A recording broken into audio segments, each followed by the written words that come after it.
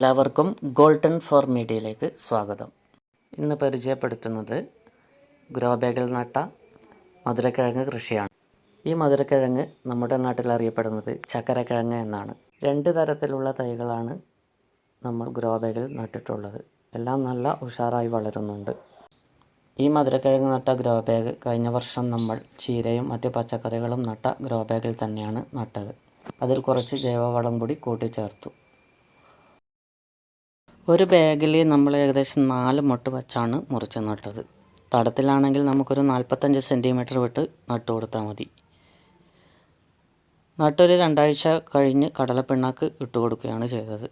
പുളിപ്പിച്ച് മിശ്രിതമാക്കി ഇട്ട് കൊടുക്കുകയാണ് ചെയ്യാറ്. ഗ്രോ ബാഗിൽ കുറച്ച് ജൈവവളം കൂടി കൊടുത്ത് മണ്ണിട്ട് കൊടുത്തു. ഒരു 2 ആഴ്ച കഴിഞ്ഞപ്പോൾ ഗ്രോ ബാഗിൽ കുറച്ച് ജൈവവളമൊക്കെ ഇട്ട് മണ്ണിട്ട് കൊടുക്കുകയാണ് ചെയ്തത്. ഏകദേശം 90 ദിവസം കൊണ്ട് നമുക്ക് ഈ ചക്കരക്കിഴങ്ങ് വിളവെടുക്കാൻ സാധിക്കും. അതുപോലെ ചാരം നല്ല രീതിയിൽ നമ്മൾ ഈ മധുരക്കിഴങ്ങിന് ഇട്ട് കൊടുത്തിട്ടുണ്ട്. രാസവളം ഒന്നും തന്നെ ഇതിൽ ചേർത്ത് കൊടുക്കാറില്ല. നമ്മൾ നടുന്ന പച്ചക്കറികൾക്കൊന്നും രാസവളം ഉപയോഗിക്കാറില്ല. നമ്മളെല്ലാം ജൈവവളം മാത്രമാണ് ഉപയോഗിക്കാറ്. ഇനി നമുക്ക് മറ്റൊരു ബാഗിൽ നടണമെങ്കിൽ ഇതിൽ നിന്ന് തന്നെ തൈകൾ മുറിച്ച് നടാൻ സാധിക്കും. ഏകദേശം വള്ളി ഉണങ്ങാൻ തുടങ്ങുമ്പോൾ നമുക്ക് ഇത് വിളവെടുക്കാൻ സാധിക്കുന്നതാണ്.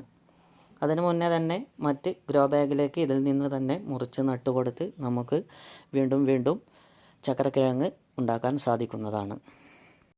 2 തരത്തിലുള്ള വള്ളികളാണ് നാം ഈ ഗ്രോ ബാഗിൽ നട്ടുകൊടുത്തിട്ടുള്ളത്.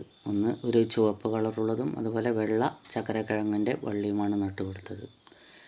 നമ്മൾ കടയിൽ നിന്ന് വാങ്ങുന്ന കിഴങ്ങിനേക്കാൾ മധുരവും സ്വാദും കൂടുതലുള്ളവയാണിവ. ഇടയ്ക്ക് ജൈവ സ്ലറി ഉണ്ടാക്കി ഒഴിച്ചു കൊടുക്കുകയാണ് ചെയ്യാറുള്ളത്.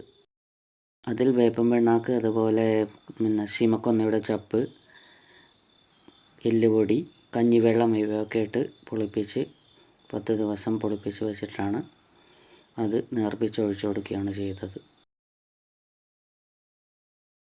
തൈകളൊക്കെ നല്ല കരുത്തോടെ വളരുന്നുണ്ട്.